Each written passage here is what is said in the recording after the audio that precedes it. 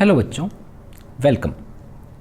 आज हम कंटिन्यू करने जा रहे हैं क्लास 10th का chapter number 1 chemical reactions and equations का पार्ट 2। ठीक है जी, पार्ट 1 हमने देख लिया था, अब हम करने जा रहे हैं पार्ट 2। चलिए शुरू करते हैं।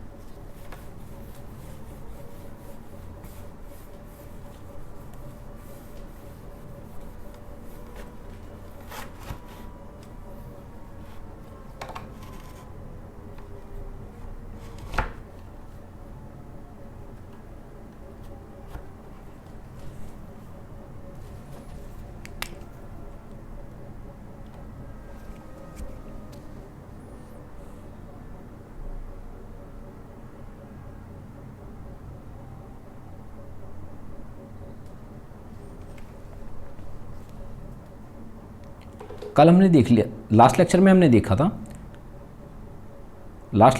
देखा था कि केमिकल रिएक्शंस क्या होती हैं और केमिकल रिएक्शंस की कैरेक्टरिस्टिक्स क्या होती हैं। ठीक है जी, आज हम देखेंगे कि केमिकल इक्वेशन क्या होती है। ठीक है जी, chemical equation, what is a chemical equation. अब केमिकल इक्वेशन क्या होती है, तो केमिकल इक्वेशन की जो डेफिनेशन है वो है कि chemical equation is the method, क्या है ये, मेथड है। ठीक है जी, मेथड ऑफ रिप्रेजेंटेशन। किसका मेथड है, रिप्रेजेंटेशन का, रिप्रेजेंटेशन ऑफ किस चीज़ की, of a chemical reaction, representation of a chemical reaction.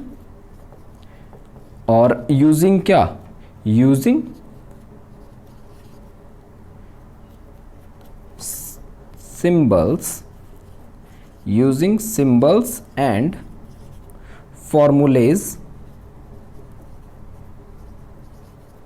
Of substances. ठीक है जी, केमिकल रिएक्शन को रिप्रेजेंट करने का मेथड है क्या यूज़ करके, उसके सिंबल्स और फॉर्मूलेज यूज़ करके। ठीक है जी, अब देखिए जैसे कि मान लीजिए हमने एक रिएक्शन पढ़ी थी लास्ट लेक्चर में, zinc plus sulphuric acid will give rise to zinc sulphate plus hydrogen gas. ठीक है जी, हाइड्रोजन गैस। अच्छा, अब देखिए यहाँ हम क्या करेंगे, हमें पता है कि जो एरो के ऊपर वाली चीज़ें हैं ये सब ये रिएक्टेंट्स और नीचे वाली चीज़ें क्या होती हैं, प्रोडक्ट्स। अच्छा, अब हम क्या करेंगे कि इन सभी को इनके सिंबल्स के टर्म्स में रिप्रेजेंट करेंगे। जैसे कि जिंक के लिए सिंबल होता है Zn। ठीक है जी, where Z is capital and N is small, और इसकी स्टेट होती है सॉलिड। आपको ध्यान रखना है कि हर एक सब्सटेंस के नीचे उसकी स्टेट ज़रूर लिखनी है। ठीक है जी, प्लस सल्फ्यूरिक एसिड जिसका फॉर्मूला होता है H2SO4 और स्टेट होती है एक्वस। ध्यान दीजिए, एक्वस का मतलब कि पानी के साथ इसका सॉल्यूशन बनाया हुआ है। एक्वस का मतलब क्या है कि पानी के साथ इसका सॉल्यूशन है। Will give rise to ZnSO4 which is zinc sulphate, और ये क्या होगा अगेन एक्वस, प्लस H2 जो कि क्या होगी, एक गैस। ठीक है जी, इस तरह की चीज़ों को हम क्या कहते हैं, इस तरह की चीज़ों को हम कहते हैं केमिकल इक्वेशंस। अब इसमें क्या है, ये दोनों क्या है, रिएक्टेंट्स हैं, और ये दोनों क्या है, प्रोडक्ट्स हैं। ठीक है जी, ये दोनों तो क्या है, रिएक्टेंट्स हैं, और ये दोनों क्या हैं, तो प्रोडक्ट्स हैं। ठीक है जी, यहाँ तक हमने देख लिया। तो आप ये समझ पाए हैं कि केमिकल इक्वेशन क्या होती है, बस रिएक्शन को हमें सिंबल्स के टर्म्स में लिखना है। ठीक है जी, उसी चीज़ को हम बोल देते हैं क्या, केमिकल इक्वेशन। चलिए अब देखते हैं आगे। अब हमें देखना है balanced and unbalanced chemical equation.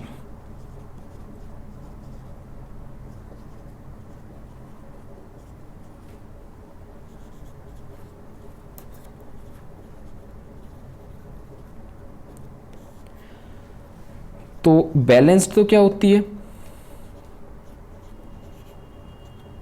जिसमें नंबर ऑफ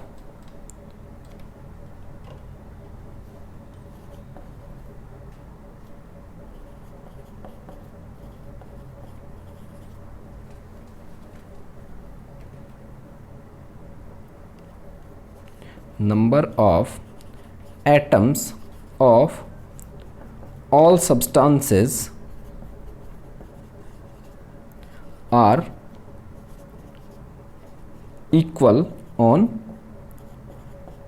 both sides।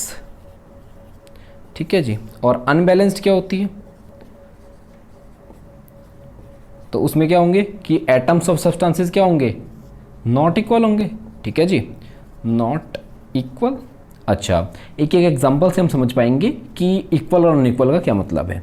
जैसे कि हमारे पास मान लीजिए कोई भी यह रिएक्शन है, जैसे कि अभी जो पुरानी वाली थी हमने जो अभी ली थी वही ले लेते हैं। Zinc plus H2SO4 will give rise to zinc sulphate plus H2। ठीक है जी, सॉलिड, एक्वस एंड गैस। ठीक है जी। अब हमारे पास यहाँ कौन कौन सी चीज़ें हैं? तो इस रिएक्शन में जिंक है, हाइड्रोजन है, सल्फर है और ऑक्सीजन है। जिंक है, ठीक है जी, हाइड्रोजन है, सल्फर है और ऑक्सीजन है। यहाँ भी जिंक, हाइड्रोजन, ऑक्सीजन, सल्फर। ठीक है जी। अब हम देख लेते हैं कि ये रिएक्टेंट साइड में कितना है और प्रोडक्ट साइड में कितना है। ठीक है जी, कंपेयर कर लेते हैं एक बार, कौन रिएक्टेंट साइड में कितना है और प्रोडक्ट साइड में कितना है। रिएक्टेंट साइड में जिंक कितना है? 1। ठीक है जी। प्रोडक्ट साइड में भी कितना है? जिंक 1। ठीक है जी। हाइड्रोजन रिएक्टेंट साइड में है 2 और प्रोडक्ट साइड में भी कितना है? 2। ठीक है जी। सिमिलरली सल्फर यहाँ पे देखेंगे, सल्फर 1 और यहाँ पे सल्फर 1। ठीक है जी। ऑक्सीजन यहाँ पे कितना है? 4 रिएक्टेंट साइड में और प्रोडक्ट साइड में कितना है? 4 ही है। ठीक है जी। तो सभी बराबर हैं और बराबर है तो यानी ये क्या है? बैलेंस्ड है।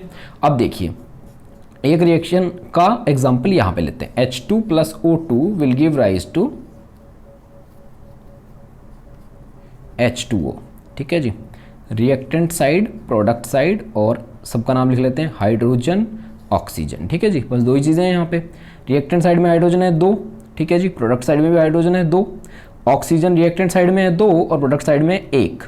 अब ये दोनों तो इक्वल हैं पर ये अनइक्वल हैं। अगर एक, यहाँ पे देखिए सब इक्वल इक्वल इक्वल इक्वल था, अगर एक भी अनइक्वल आ जाए तो यानी कि रिएक्शन क्या हो जाएगी? अनबैलेंस्ड हो जाएगी, अनबैलेंस्ड। ठीक है जी, इक्वेशन क्या है? अनबैलेंस्ड। और अनबैलेंस्ड इक्वेशंस को हमें बैलेंस करना पड़ता है। अच्छा, हमें अनबैलेंस्ड इक्वेशंस को बैलेंस क्यों करना पड़ता है? चलिए देखते हैं। Why we need to balance unbalanced equations।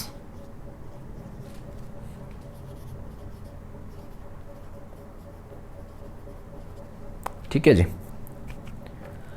Unbalanced equations को बैलेंस करने का रीज़न है तो law of conservation of mass, law of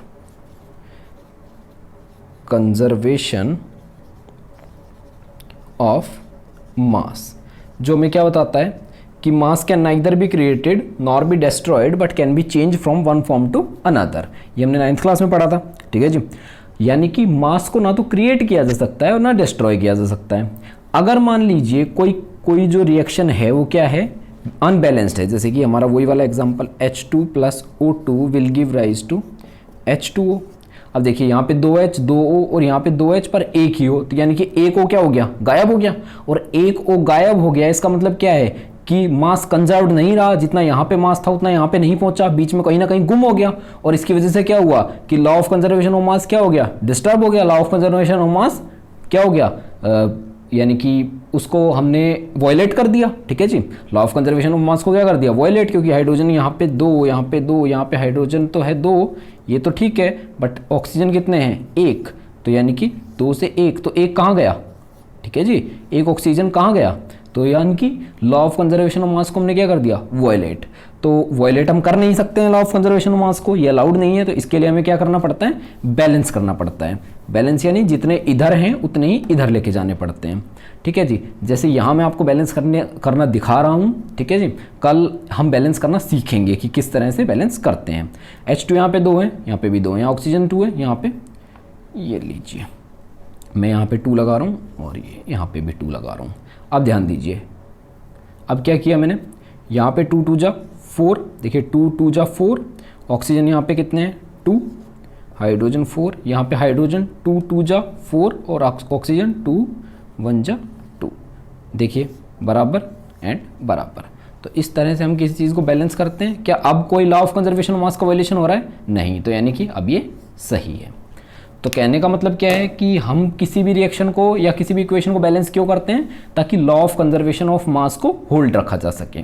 ठीक है जी, तो इतना हमने देख लिया है, बाकी हम नेक्स्ट लेक्चर में देखेंगे। तब तक के लिए थैंक यू।